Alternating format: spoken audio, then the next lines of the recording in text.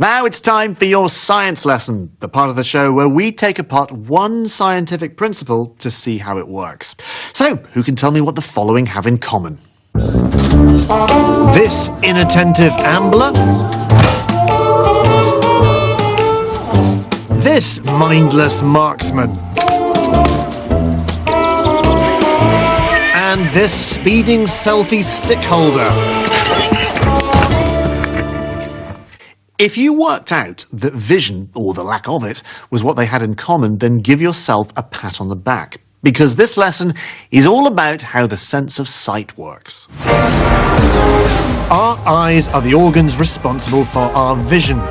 Light is scattered off the objects around us and enters our eyes where it's detected, and information is sent to the brain for processing.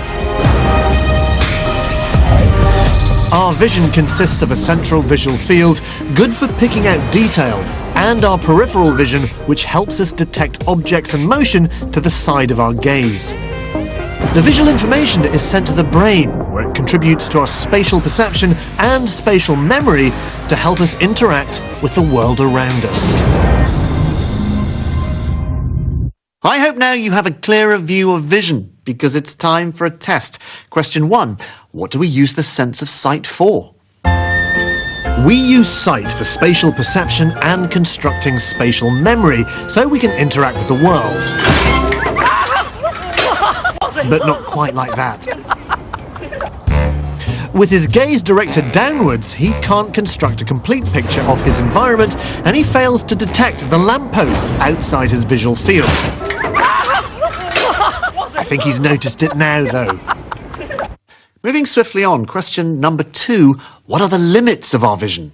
The answer is about 90 degrees to the side, about 60 degrees up, and about 75 degrees down. This means we find it hard to see something coming in from the side, above, or below.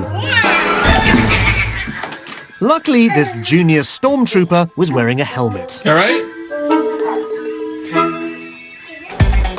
This guy should look where he's going. This preoccupied barman has a slight upward gaze, meaning the hole in the floor is at the very edge of his visual field, so he doesn't see it. Not the best way to get a sore head in the pub.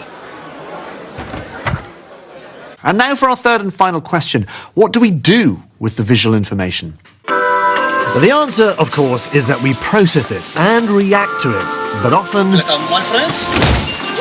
we don't do it fast enough.